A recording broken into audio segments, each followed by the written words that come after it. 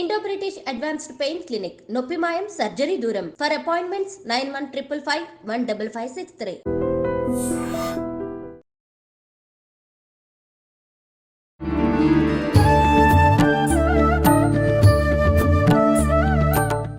నమస్కారం గురుగారు. సర్వే జనా సుఖినో భవంతు, ఆనంద సిద్ధిరస్తు, అఖండ లక్ష్మీ ప్రాప్తిరస్తు. థ్యాంక్ యూ గురుగారు. ప్రళయాలు రాబోతున్నాయని చెప్పి గత కొన్ని రోజుల క్రితం ఏదైతే జల ప్రళయాలు వచ్చాయో, భూకంపాలని చెప్పి వచ్చాయి, ఇలాంటివి ఇప్పుడున్న కష్టకాలానికి మించి రాబోయే రోజుల్లో రాబోతున్నాయని చెప్పి చాలా రకాల ఆస్తి నష్టాలు, జన నష్టాలు వస్తున్నాయని చెప్పి జనాలందరినీ భయపెట్టే ధోరణిలో మాట్లాడడం జరుగుతుంది కొంతమంది వ్యక్తులు. నిజంగా ఇలాంటివి రాబోతున్నాయా? ఒకవేళ రాబోతే గనక ఎన్నెన్నో పూజలు, యాగాలు, హోమాల వల్ల లోక కళ్యాణం కోసం చేస్తూ ఉంటాము, వాటి వల్ల ఫలితం ఉంటుంది, ఇటువంటి వాటిని ఆపొచ్చు అని కూడా చెప్తుంటారు. మరి అటువంటివి ఉంటే ఆపే ప్రయత్నం ఎందుకు చేయట్లేదంటారు? ఒకవేళ చేస్తే నిజంగా ఫలితం ఉంటుందా? 3 ప్రశ్నలకు సమాధానం. ఒకసారి ఫస్ట్ ఒక ప్రశ్న చెప్తాను మీకు. ఒక ప్రశ్నకి సమాధానం. దక్షయజ్ఞం విన్నారుగా మీరు? సాక్షాత్తుగా పార్వతీదేవి తనను తాను కాల్చుకున్నటువంటి దక్షయజ్ఞం అంటే అక్కడ ఉన్నటువంటి దేవలోకమే కదా మొత్తం అది. మన అమ్మవారిని ఎవరు కాపాడలేకపోయారా? అర్థం కదా మీకు? కాపాడలేకపోయారా అంటే లోక కళ్యాణం కొరకు అమ్మవారు 108 రకాలటువంటి అవతారాలు ఎత్తి తన ప్రాంతమందకు తన యొక్క పూర్తి స్థాయి నిబద్ధతని, తాత్విక తత్వాన్ని, సాత్విక స్థితిని పొందడానికి తన యొక్క లోక కళ్యాణం కోసం తనకు తానుగా అందులోకి అగ్నిలోకి దూకింది. ఆ విషయం అంటే అప్పుడు దేవుడు ఎవరు? బ్రహ్మ ఉండే, విష్ణు ఉండే, శివుడు ఉండే. విష్ణువు వెళ్ళాడు అక్కడ అనుకోండి. బ్రహ్మ, విష్ణుమూర్తి ఇద్దరు ఉన్నారు అక్కడ. తర్వాత ఇంద్రా దేవతలు, దిక్పాలకులు, ఇంతమంది ఎవరు కాపాడలేదంటే అంటే అక్కడ లోక కళ్యాణం కోసం అడగాలనే విషయంతో కాపాడలేదు. అంటే మీరు అడిగిన ప్రశ్నకి సమాధానం, ఇన్ని యాగాలు, యజ్ఞాలు చేస్తున్నాము, ఇది కాపాడుతుందా అని అడిగినప్పుడు అది లోక కళ్యాణం కోసం. పునరపి గణనం, పునరపి మరణం, ఇది కంపల్సరీ కావాలి మనకి. రెండవది పాపకర్మ అనేది ప్రతి మనిషికి ఎక్కువగా ఉంటుంది. ప్రతి మనిషికి పాపకర్మ ఉంటుంది. శృతి మించినటువంటి స్థితి అనేది పాపకర్మ నాశనానికి దారితీస్తుంది. దానికి ఒక చిన్న ఉదాహరణ. ఒక బస్సులో మనకి చాలామంది తెలిసిన కథనే ఇది, అందరు విని ఉంటారు. ఒక బస్సులో 50 మంది కలిసి యాత్రకు వెళ్తూ ఉంటారు. ఆ బస్సుకి ముందు ఒక 10 అడుగుల దూరంలో ఒక పిడుగు పడుతూ ఉంటుంది. అందరూ కూడా భయపడతారు. ఎవరో మన దాంట్లో పాపాత్మ ఉన్నాడరా, మీరు బయటికి వెళ్ళి ఒకటి రండి, వచ్చిన తర్వాత పిడుగు పడితే వాడు ఒకటి పోతాడు, మీతో అందరు బాగుంటారని చెప్పాడు. అందులో ఒక సన్యాసి కూడా ఉంటారు. పాపం అందరూ వెళ్తారు, వస్తుంటారు, ఎవరికి పిడుగు పడదు. అదే లాస్ట్కు ఆ సన్యాసి అనేవాడు, ఒక సన్యాసి బయటికి వెళ్ళినప్పుడుగానే పిడుగు వచ్చి బస్సు మీద పడుతుంది. అంటే ఇది మనం కథ విన్నాం. అది వాళ్ళకి సరదాగా చెప్పారా, కామెడీకి చెప్పారు, కానీ అది రియాలిటీ. అది అంటే ఒక పుణ్యమైనటువంటి వ్యక్తి వల్ల సమాజం అనుకూలంగా మారుతుంది. ఇది ఇక్కడ నీతి అదనమాట. ఒక పుణ్యమైనటువంటి వ్యక్తి, ఒక మంచి వ్యక్తి, సద్భావం ఉన్నవాడు, సత్కర్మ చేసేవాడు ఉన్నటువంటి సముదాయంలో చుట్టూ అనుకూలంగా ఉంటుంది. అందుకే యజ్ఞము, యాగం అనేది ఆ చుట్టూనటువంటి పరిధిలో అది ప్రయోజనాన్ని కలిగిస్తుంది. ఇది ఉదాహరణ కోసం చెప్పాను నేను. ఇక మీరు రెండో అడిగిన ప్రశ్న, ప్రళయం వస్తుందని చెప్తున్నారని చెప్తే నేను కూడా విన్నాను. ఒక సైంటిస్ట్ మరెవరో తెలియదు, మరి జ్యోతిష్ కూడా తెలియదు నాకు, ఆయన చెప్పినటువంటి వాడిని నేను కూడా విన్నాను. ఇక్కడ మనకి త్రేతాయుగము, ద్వాపర యుగము, సత్యయుగం యొక్క ప్రమాణాలు చెప్పారు, ఇంతకాలం ఉంటుందని చెప్పేసి. సరే చూడలేదు కాబట్టి ఎవరు దానికి నమ్మలేదు. మనకు తెలియదండి, అది ఉందా లేదా మనకు తెలియదు కదా. సరే కాబట్టి ఇప్పుడు కలియుగ ప్రమాణం చెప్పారు. 5 లక్షల దాదాపుగా చిల్లర 5,32,000 సంవత్సరాల్ని మనకి స్పష్టంగా చెప్పబడింది. 5 లక్షల సంవత్సరాల సంగతి దేవుడు ఎరుగు. మన ఉంది ఇప్పుడు 20,000 సంవత్సరం అంటే 2,000 సంవత్సరం ఉంది. ఇంకా ఎన్ని సంవత్సరాలు ఏమా? 4,86,000 సంవత్సరాలు, దాదాపు 90 లక్షల సంవత్సరాలు ఇంకా. అంటే ప్రళయం అనేది ఇప్పుడు రాదన్న విషయాన్ని మన లెక్కల ద్వారా తెలుస్తోంది. ఎందుకు? జంబూద్వీపే భరతవర్షే భరతఖండే మేరో దక్షిణ దిగ్భాగే శ్రీశైలస్య వాయు ప్రదేశే అనే సంకల్పంలోనే మనం ఉన్నది. ఇప్పుడు ఫలాని క్రోధినామ సంవత్సరం ఉన్నాం. ఇటువంటి క్రోధినామ సంవత్సరాలు ఇంకా 1,00,000 రావాలి, 5 లక్షలు రావాలి. ఇలాంటివి 5 లక్షలు వస్తే మనకి ప్రళయం వస్తుంది. ఇప్పుడు ప్రళయం అంటే మొత్తం ఒక యుగం అంతమైపోవడమే అంటారా? ప్రళయం అంటే అంతం ఇప్పుడు. ఇక్కడ మీ ప్రశ్న అదే సమాధానం చెప్పబోతున్నా నేను. ఒక యుగం సమాప్తం అంటే ప్రళయం. ప్రళయం అనేది ఒకటి. మీకు అగ్ని ప్రళయం రాదు, జల ప్రళయం మాత్రమే మనిషిని, మొత్తం ఒక సమాజాన్ని, మన యొక్క భూమండలాన్ని పూర్తిగా ధ్వంసం చేస్తుంది. జల ప్రళయం ఒకటే. ఇప్పుడు అటువంటి ప్రళయం వస్తే మళ్ళీ అంటే ఏ జీవి కూడా ప్రాణంతో ఉండదా? మనిషి అయినా, చెట్టు, మనకి ఏది కూడా. మనకి వేదాల్లో చెప్పబడినటువంటిది 4 క్షేత్రాలు చెప్పారు. 4 క్షేత్రాలు. మొట్టమొదటి చెప్పింది కాశీపురం దేవస్య వితాన్ యుగాంతే స్థిత, యుగాంతంలో స్థితమైనటువంటిది కాశీక్షేత్రం. కాశీక్షేత్రం వ్యక్తులే బతకగలుగుతారు. రెండవది బద్రీనాథ్, మూడవది శ్రీరంగం. ఈ 3 ప్రాంతాలకు మొత్తం కూడా మనకి ఈ ప్రళయం వచ్చినప్పుడు ఈ 3 ప్రాంతాలు ఉంటాయి అని వేదాలు చెప్పబడింది. సో వేదాన్ని నమ్మిన వాడు తను నమ్ముతాడు. మేము దాన్ని నమ్ముతాం ఖచ్చితంగా. అంటే కాశీ, రామేశ్వరం కూడా ఉంది. రామేశ్వరం, శ్రీరంగం, బద్రీనాథ్ మరియు మనకి కాశీ క్షేత్రం. ఈ 4 క్షేత్రాలు తప్పకుండా అని చెప్పారు. అలాగే మనకి మన ఆంధ్రప్రదేశ్లో ఒక ప్రాంతం ఉందమ్మా, మనకి పాదగయ అంటారు దాన్ని, మనకి పిఠాపురం. అది కూడా మనకి అక్కడ ఉన్నవాడి వ్యక్తులు మాత్రమే జీవించగల అవకాశం. అందులో అందరు పవిత్రులేనా? అలా ఉండదు. అందులో ఉన్నవాడి పవిత్రులు జల్లెడబట్టినప్పుడు ఇసుక బయటికి పోయినట్టుగా వచ్చినట్టుగా ఆ నది దగ్గరికి పాపకర్మ చేసేవాడు సముద్రంలో కలిసిపోతుంటాడు వాడు. ఎందుకంటాడు వాడి పరిసమాప్తం అయిపోవాలి కదా. అంటే మంచి వాళ్ళు మాత్రం మిగిలే అవకాశం ఉంటుంది. ఇప్పుడు ఒకసారి వరద ముంచెత్తుకుంటూ వచ్చినప్పుడు ఇక్కడ పాపం చేశారు, పుణ్యం, అందులో చిక్కుకున్న ప్రతి ఒక్కరు ప్రాణంతో మిగులుతారు. కరెక్ట్ ప్రశ్న అడిగారు మీరు, అలా భలే లాజిక్ ప్రశ్న అడిగారు మీరు. నిన్న మనకి ఒక విమాన ప్రమాదం జరిగింది. 186 మందిలో 2 బతికారే. అరే ఎలా బతికారు వాళ్ళు అంటారు. అన్ని సందర్భాల్లో సాధ్యం అవుతుందా? అక్కడ కూడా అంతే. యుగాంతంలో అన్ని సందర్భాలు సాధ్యం కాదు, అక్కడ సందర్భంలో సాధ్యం అవుతుంది. అందుకే ఆయన సత్కర్మ చేసేవారు. నాకు తెలిసినంత వరకు ఎవరైతే ఆ యొక్క శివ విష్ణువులని పట్టుకొని ఉన్నారో, అంటే దగ్గరగా ఆయన్ని స్మరిస్తున్నారో, ఆ సమయం వాళ్ళు బతుకుతారని అర్థం. ఆ సమయంలో వాళ్ళకి ఆ పుణ్యకర్మ వల్ల బతికే అవకాశం ఖచ్చితంగా ఉంటుంది. చెప్పడం ఎలాగైతే మొన్న విమాన ప్రమాదం 186 మందిలో 186 మంది బుగ్గి బూడిదైపోయారు. బుగ్గిపోయిన వాళ్ళు 2 మాత్రమే పూర్తి స్థాయిలో బతికి బయటపడ్డారు, చిన్న చిన్న గాయాలు తప్ప. ఇది మనం ప్రత్యక్షంగా చూసిందే కదా. ఆ విమానం పేలిపోవడం కూడా చూసాం మనం. బ్లాస్ట్ అయిపోయింది. అది బ్లాస్ట్ అయిన దాంట్లో అంత పెట్రోల్ ఉంటుంది, దాంట్లో అన్ని సీట్లు నిరిపోయాయి, ప్లాస్టిక్ ఉంటుంది, గ్యాస్ ఉంటుంది దాంట్లో. పేలిపోయిన దాంట్లో 2 మాత్రం సురక్షితంగా బయటపడ్డారు. అందరు చాలా ప్రమాదం జరగలేదు. కాలికి ఒకరికి దెబ్బ తగిలింది, ఒకరికి ఎడమ చేయి దెబ్బ తగిలింది. నేను విజువల్స్ చూశాను నేను కూడా. ఎలాగైతే విమాన ప్రమాదంలో ఇలా బతికి దెబ్బతింటారో, ప్రళయాంతంలో కూడా ఈ ప్రాంతాల వారు బతికి బట్టగలిగే అవకాశం ఖచ్చితంగా ఉంటుంది. ఇందులో సందేహం లేదు. రెండోది, ప్రళయం అనేది మనకి ఎట్టి పరిస్థితుల్లో ప్రశ్నాంశంలో మీకు ప్రళయం దగ్గరకు వచ్చే అవకాశం లేదు. అయితే ప్రమాదాలు ఉంటాయి. ఎటువంటి ప్రమాదాలు? కరోనా వచ్చింది, దాదాపు అందరు చెప్పిన దాంట్లో పైన 11 కోట్ల మంది చనిపోయారు చెప్పారు. కానీ దాదాపుగా మనకి 74 కోట్ల మంది చనిపోయారు ఈజీగా. మొత్తం మన ప్రపంచం మొత్తంలో 74 కోట్ల మంది చనిపోయారు. ఉదాహరణకి మన దగ్గర 1 కోటి చిల్లర చెప్తున్నారు. దాదాపుగా మన దగ్గర మన భారతదేశంలో మినిమం 5 కోట్ల మంది చనిపోయి ఉంటారు. ఎందుకు అంటే నేను లెక్కలు వేసినప్పుడు ఎలా లెక్కలు వేస్తాం మనం, ఒక దాన్ని తీసుకుంటాం కదా, ఉదాహరణ తీసుకుంటాం కదా. తీసుకొని ఈ ఏరియాలో 10 మంది చనిపోయారు అని దాన్ని ఎలా తీసుకుంటామో, అలాగే ఆ 10 మంది ద్వారా ఇన్ఫర్మేషన్ ప్రకారంగా నా చుట్టూ వాళ్ళు 10 మంది చనిపోయారు. పక్కన అడిగాం ఎక్కడైతే చనిపోయారు అంటే 20 మంది చనిపోయారన్నయ్య, ఇక్కడ బాబమ్మ వదిన గారు పోయారు అని చెప్పినప్పుడు, ఇలా మనం అందరినీ సోదాహరణంగా తీసుకున్నప్పుడు మన దేశంలో కనీసం ఇంతలైన మినిమంలో 3 కోట్ల మంది చనిపోయారు. మినిమంలో 3 కోట్ల మంది చనిపోయారు ఈజీగా, మినిమంలో. కాబట్టి ఇలా మనం ఈ సోదాహరణగా చెప్పగలిగితే ప్రపంచం మొత్తం కూడా 87 కోట్ల మందికి పైనే చనిపోయిన విషయం స్పష్టమైనటువంటి ఇన్ఫర్మేషన్. అది దాని అబద్ధమే లేదు. సరే వీళ్ళు చెప్పుకోవడానికి భయపడతారని చెప్పుకోవడానికి కావచ్చు, ఇంకొకటి కావచ్చు, నా దేశం గొప్పని చెప్పుకోవడం కోసం కావచ్చు, బీరాలు పడడం కోసం కావచ్చు, కానీ చాలా మంది చనిపోయిన విషయం వాస్తవం. మందులు అందరికీ చనిపోయారు, చాలా బోల్డ్ మంది ఉన్నారు. కాబట్టి ఇది ఒక రకమైన ప్రళయమే. ఇప్పుడు అలాంటి వైరస్ వచ్చే అవకాశం ఉందా? వైరస్ రాదు. అదే అంటాను నేను, ప్రళయం అన్నప్పుడు నీటి వల్ల వచ్చేటువంటి ప్రళయమే. అంటే ఇప్పుడు మీకు చెప్పొచ్చేది ఇటువంటి ప్రమాదాలు జరుగుతాయి. రెండవది, సునామీ లాంటి హెచ్చరిక రావచ్చు. ఇప్పుడు చెప్తున్నాను మీకు నేను, 2027లో అటువంటి సునామీ హెచ్చరికలు మళ్ళీ వచ్చే అవకాశం ఉంది. ఏ ప్రాంతం? 2027లో మనకి అసలు మన భారతదేశం వైపు తక్కువ. ఎందుకంటే ఎక్కడైతే మీకు ఎక్కువగా ఈ కొండ చెరువు విడిపడేది ఈ ఎటువంటి ఉత్తర ధ్రువ కేంద్రాలనే తప్ప దక్షిణ ధ్రువ కేంద్రాల్లో మీకు ఎక్కువగా సునామీలు అటువంటి రావు. ఉత్తర ధ్రువ కేంద్రాలనే వస్తాయి మీకు.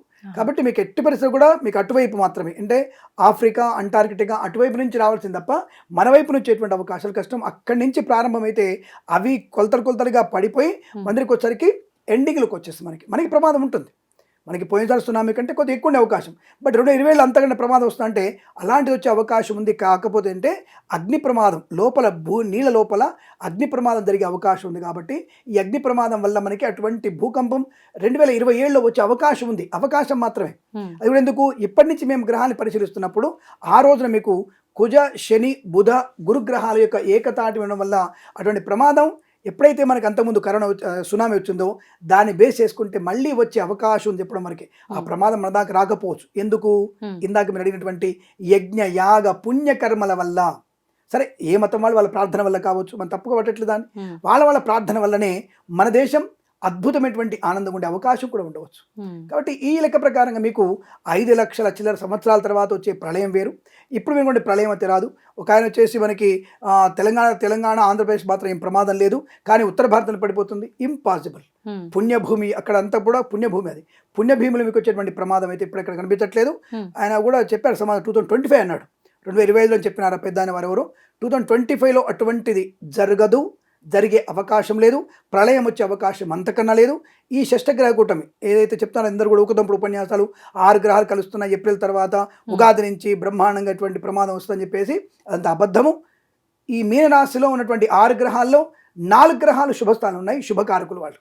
కాబట్టి శుభకారకుడు ఇక్కడున్న 5 ఒకడు మర్డరిస్ట్ ఉన్నా, అంటే ఒకడు మర్డర్ చేసేవాడున్నా, మిగతా వాళ్ళు మంచి వాళ్ళున్నా ఆ మర్డర్ చేసేవాడు మర్డర్ చేస్తాడా? కాబట్టి గ్రహాలు కూడా అంతే.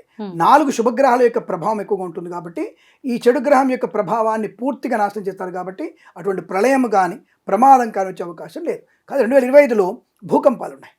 2000 భూకంపాలు మాత్రం ఖచ్చితంగా ఉన్నాయి. అది ఉత్తర భారతంలో ఉంది, మధ్యప్రదేశ్లో ఉంది, తర్వాత భోపాల్లో ఉంది.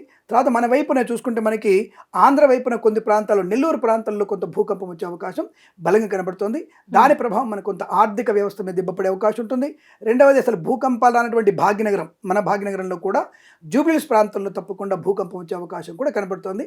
ఆ విషయంలో జాగ్రత్తగా ఉండాల్సిన అవసరం ఉంటుంది. 2025 జూన్ ఆర్ సెప్టెంబర్లో జరిగే అవకాశాలు ఎక్కువగా ఉన్నాయి. జూన్లో కానీ సెప్టెంబర్లో కానీ జరిగే అవకాశాలు ఉన్నాయి. ఆ విషయం జాగ్రత్తగా ఉంటే చాలు. ఎటువంటి జాగ్రత్తలు? ఒకటి, ప్రమాదాన్ని ముందుగా పసిగట్టడం, పదిలమైనటువంటి నిర్మాణం ఏర్పరచుకోవడం, మనకున్నటువంటి ప్రమాదాన్ని ముందు గ్రహించి జాగ్రత్తగా ఉండడం. రిక్టర్ స్కేల్ మీద మన వాళ్ళు శాస్త్రీయతతో ఉన్నటువంటి వాళ్ళు, కంప్యూటర్ని కనిపెడుతున్నవారు, మనం పైకి పోయిన అంతరిక్షమైనటువంటి గ్రహాలని గ్రహించి దాంట్లో తరంగాలని కనుక్కొని, భూతరంగాలని కనుక్కొని, అంతరంగాలు ఉన్నటువంటి వాటిని కనుక్కొని మన సరైన ఇన్ఫర్మేషన్ ఇస్తే చాలు. ఒక ఆయన మనకి ఆల్రెడీ దగ్గర భూకంపం వచ్చింది, ఏ ఒక్కళ్ళు కూడా మనకి కనీసం 2 గంటల ముందు ఆ ఇన్ఫర్మేషన్ ఇవ్వలేకపోయారు. అది మన భూ వాతావరణ కక్షటువంటి సైంటిస్ట్ చేసేటువంటి పని. తప్పుపడట్లే ఎవరిని, వాళ్ళ పాపం చదువుకున్నారు వాళ్ళు కూడా. కంప్యూటర్ సరిగ్గా ఇవ్వలేదు, ఏం చేద్దాం మనం? కంప్యూటర్ నమ్ముకున్నాం మనం, కంప్యూటర్ ఏం చేయలేదు కాబట్టి మనం ఇవ్వలేకపోయాం. గంట ముందు వరకు మనకి ఇన్ఫర్మేషన్ లేదు. మన ఆలేరు దగ్గర, తెలంగాణలో ఆలేరు దగ్గర జరిగినటువంటి ఆ యొక్క భూకంప ప్రకంపనాలు మన గంట ముందు కనిపెట్టలేకపోయామంటే ఆలోచించండి. వాళ్ళు అంటారు మేము 3 days ముందు దాని ఇన్ఫర్మేషన్ ఇచ్చాం. ఇవాళ రేపు సోషల్ మీడియాలో టక్కున వెళ్ళిపోద్ది, బయటికి విషయం బయటికి టక్కున వెళ్ళిపోతుంది. అలాంటిది 3 days ముందు ఇచ్చాము, ఎవరికి ఇచ్చారు? ఇదంతా కూడా అభూత కల్పన. కాబట్టి మన సైంటిస్టులు, మన శాస్త్రీయ తప్పుపట్టలేదు. కానీ ఎందుకు తప్పుపట్టలేదు? నా జ్యోతిష శాస్త్రంలో పుట్టినటువంటి పిల్లలు అవన్నీ కాబట్టి, ఫిజిక్స్ కానీ, కెమిస్ట్రీ కానీ, ఆస్ట్రోనామీ కానీ ఏదైనా సరే, కాబట్టి దాన్ని తప్పుపట్టట్లేదు. ఇప్పటికైనా సరైనటువంటి శాస్త్రీయ దృక్పథంతో దాన్ని తయారు చేసి మాకు చెప్పండి, పంచాంగం ఎలా ఇస్తున్నాం. కానీ పంచాంగాన్ని పంచగట్టుకున్నవాడు చెప్పాడు కదా, నమ్మరు. కాబట్టి కొంచెం సూటు బూట్ వేసుకుని టై వేసినట్టు నమ్ముతారు. కాబట్టి వాళ్ళు చెప్పే తొందరగా చెప్పండి, ఆయన మా పంచాంగం పంచగట్టుకొని ముందే వస్తుంది, ఆయన మమ్మల్ని నమ్మేవాళ్ళు లేరు. కాబట్టి దాన్ని కొద్దిగా ప్రపంచంలోకి తీసుకెళ్లే ప్రయత్నం చేస్తామనే విషయాన్ని నేను గుర్తు చెప్తున్నాను మీకు. అంటే మీరు అనుకోవచ్చు, గురుగారు వెటకారంగా చెప్తారు మీరు అంటే, పంచగట్టుకున్న పంచాంగాన్ని ఎవడు నమ్ముతున్నాడు? ఏమైనా నాకు ఈ సంవత్సరం డబ్బులు వస్తాయా, ఈ సంవత్సరం పెళ్ళి అవుతుందా, ఈ సంవత్సరం పిల్ల వస్తుందా, ఈ సంవత్సరం నేను లవ్ చేసిన పిల్లని పెళ్లి చేసుకుంటానా, నేను ఒక పిల్లని వశీకరణ చేసుకోవచ్చునా, నేను స్టేట్ ఆడతాను, షేర్ మార్కెట్ ఆడతాను, డబ్బులు వస్తాయా? ఇవి తప్ప నేను సమాజానికి ఉపయోగపడతానా, నా వల్ల సమాజం ఏమైనా ఉపయోగపడుతుందా, నా వల్ల నా కుటుంబం ఏమైనా ప్రయోజనాన్ని పొందుకుంటుందా, నాకు మంచి పేరు వస్తుందా అని అడిగేవాళ్ళు ఎవరు ఉన్నారా? ఎవ్వరూ లేరు. కాబట్టి యద్భావం తద్భవతి. కాబట్టి అందుకనే ఇప్పుడు ప్రళయాలు వస్తున్న విషయంలో మీరేం భయపడకండి. జలప్రళయం 2025లో వచ్చే అవకాశం లేదు. Be careful. June and September ఈ 2 నెలల్లో జాగ్రత్తగా ఉంటే చాలు. ఎటువంటి జాగ్రత్త అంటే ఆహార విషయంలోను, వ్యవహార విషయంలోను, మన బిల్డింగ్ కడుతున్న కన్స్ట్రక్షన్ విషయంలోను, భూపరాలో వచ్చేటువంటి వ్యతిరేకతను తెలుసుకునే ప్రయత్నం చేస్తూ, మరి దానికి జపం చేస్తే బాగుంటుందా? ఎస్. శబ్దానికి జపం అంటే శబ్దానికి అనేకమైనటువంటి బలం ఉంటుంది. కాబట్టి తప్పకుండా ఈ జపం అనే శబ్దాన్ని మీరు ఎక్కువగా చేయడం వల్ల ఏం జపం చేయాలండి? విష్ణు సహస్రనామపారాయణ చేయండి. ప్రతి ఒక్కళ్ళము విష్ణు సహస్రనామపారాయణ చేస్తే ఎటువంటి ప్రళయాలు మనకి రావు, ప్రమాదం మన దేరి చేరే అవకాశం లేదు. దాన్ని ఎలా ప్రూవ్ చేస్తారు స్వామి అని అడిగితే, ఇప్పుడు సపోజ్ నేను ఇక్కడ ఉన్నటువంటి వ్యక్తిని విజిత అని పిలిస్తే పలుకుతున్నారుగా, అంటే శబ్దానికి బలం ఉన్నట్ట, మీ పేరు బలం ఉన్నట్ట? శబ్దానికి బలం ఉన్నట్టు. లేదా మీ పేరు పిలుస్తున్నా, ఇప్పుడు నేను పలికారా, మరి మనసులో పిలిచాను, 3 సార్లు పిలిచాను, నాకు తెలియాలిగా. అది అంటే దేని బలం ఉన్నట్టు? బలం దేనికి ఉంది? ఎగ్జాంపుల్ చెప్పాను ఇప్పుడే, ప్రత్యక్ష ఎగ్జాంపుల్ కదా, శబ్దానికి బలం ఉంటుంది. కాబట్టి ఆ శబ్దం అనేది విష్ణు సహస్రనామపారాయణ చేస్తే ఆ శబ్దం వల్ల మనలో భగవంతుడు ఏదైతే సమస్య ఉందో దాన్ని అతను అతిక్రమించగలుగుతాడు, దాన్ని క్లియర్ చేయగలుగుతాడు. ఇప్పుడు గోవర్ధన గిరి ఎత్తిన వాడికి ఇదో లెక్క. కాబట్టి ఏదైనా సాధ్యమే. కాబట్టి ఇది నమ్మకము, భగవంతుని విశ్వసనీయత అనేది పెట్టుకుంటే ఏదైనా సాధ్యమవుతుంది. అందులో ఎటువంటి జపం చేస్తే చింతకాలు రాలుతాయి అనేటువంటి అదే అడుగుదాం అనుకున్నా. మంత్రాలకు చింతకాలు రాలుతాయి అన్నట్టు మీరేంటండి భలే చెప్తున్నారు, మంత్రాల వల్ల ఇక్కడ ఇప్పుడు సింపుల్ చెప్తాను మీకు, నేను చింతకాలు రాలుతాయి చెప్తాను. ఇప్పుడు సపోజ్ నేను ఇక్కడే కూర్చున్నా, నేను నేను ఒక కూర్చొని నేను ఏదో విశ్వనాథ నామంలో పారాయణ చేస్తున్నాను. ఉమ్, సరే నేను అడవిలోకి వెళ్తున్నాను, జపం చేసుకుని అడవిలోకి వెళ్తున్నాను. ఓ చింతకాయ చెట్టు చింత చెట్టే అనుకుందాం, చింత చెట్టు కనిపించింది నాకు చెట్టు ఎక్కరాదు, ఎందుకంటే పంచ కట్టుకున్నా చెట్టు ఎక్కరాదు, భయం నాకు, బాపు నుండి సరే భయము నాకు, రైట్. ఇంతట్లో మన కెమెరామెన్ గారు అటు నుంచి వెళ్తున్నారు. పంతులు గారు ఏంటంటే ఇక్కడ ఉన్నారంటే, ఏం లేదా అబ్బాయి చింతకాయలు బాగున్నాయి తెంపుదాం అనుకుంటే, ఎవరిది పంతులు గారు అంటే విజిత గారిదినయ్యా, చెట్టు ఆమెదే పాపం ఏమన్నదిలే అంటే, సరే పంతులు గారు నీకు కూడా కొన్ని నేను కూడా కొన్ని తీసుకుంటా అంటాడు. రైట్ సరే నాన్న తప్పకుండా తీసుకొని చెప్పేశాను. ఆయన ఎక్కాడు చింతకాయలు నాకు పండించాడు, ఆయన 10 తీసుకొని వెళ్ళిపోయాడు. ఇది నేను మంత్ర ప్రభావం అంటా నేను. మీరేమంటారు దాన్ని? కాకతాళీయంగా జరిగింది అంటారు మీరు. నేను మంత్రమే జరిగింది అంటా నేను. మీరు అంటే ఎందుకు నమ్మాలి నేను? అంటే మీ ప్లేస్ లో మంత్రాలు చదవని వాళ్ళు ఉన్నా ఇదే జరగొచ్చేమో కదా. ఇప్పుడు ఏం చెప్తున్నా, నేను మంత్రం జరిగిన అక్కడ ఉన్నా నేను చెప్తున్నా, నేను నా గురించి చెప్తున్నా, పక్కడు చెప్పట్లేదే. నా మంత్రానికి బలం ఉంది, ప్రూవ్ చేసిన అయిపోయింది. ఇంకోటి వల్ల అవుద్దా కదా నాకు అనవసరం. వాటి నామస్మరణ చేయొచ్చు, వాడి పేరు వాడు చెప్పుకుండొచ్చు, వాడి శబ్దానికి బలం ఉండొచ్చు, నేను దాన్ని తప్పట్లేదు. నా మంత్రాలకి చింతకాయలు రాలాయి, ఎలా రాలాయి, ఇలా రాలాయి. నాకు కావాల్సిన చింతకాయలు రాలడం వరకే, అంటే తప్ప నువ్వు గాలిలోంచి ఊటి చెట్టు ఊకి రావని చెప్పట్లేదే. కాబట్టి అక్కడ కెమెరామెన్ వెళ్ళారు, అదే అడిగాడు, ఎవరు అయ్యగారు మరి ఇబ్బంది అవుతుంది గురుగారు అంటే, ఏం పర్లేదు విజిత గారి చెట్టు అది పాప ఏమలేదు అని చెప్పినప్పుడు ఎక్కాడు, చింతకాయలు రాల్చాడు, నాకు ఇచ్చాడు, 10 తీసుకు వెళ్ళిపోయాడు. అంతే. నా సంకల్పం అది.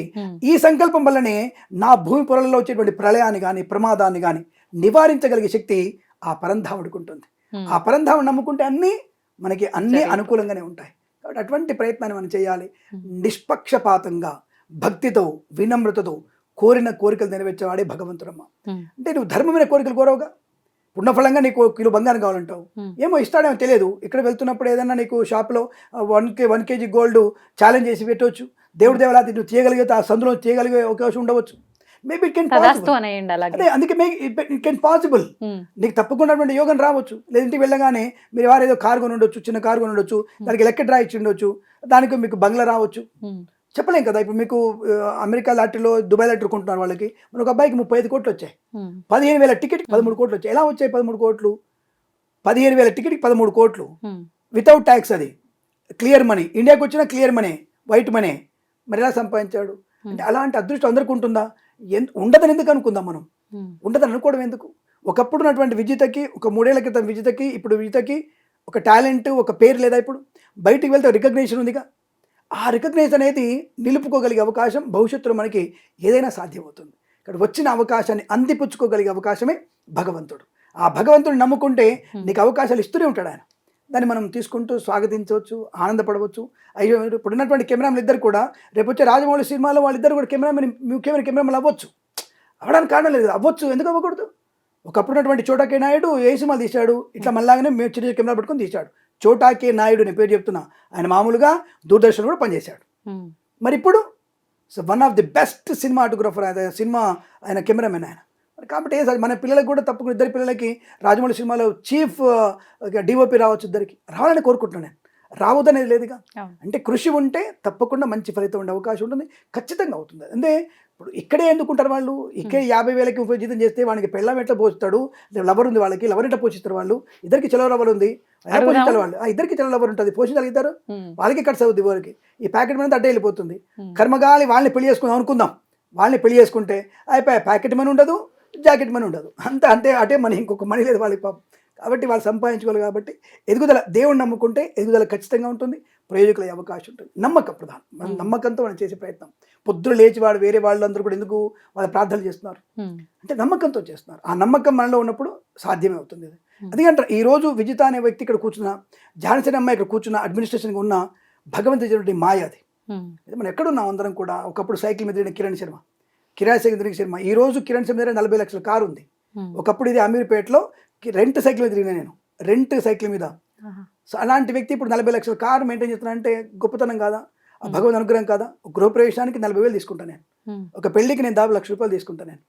ఏం చేస్తారు గురుగారు అంటే, నువ్వు ఏ కులమైనా సరే అంతే గంభీరంగా చేస్తాను నేను, పద్ధతి ప్రకారం చేయాలంతే. నేను ఒక్కడే పోయి అది తీసుకోను. నా 4 బ్రాహ్మణులు వస్తారు, 4కి ఆశలు చెప్పిస్తాను, 4కి డబ్బులు పంచుతాను నేను.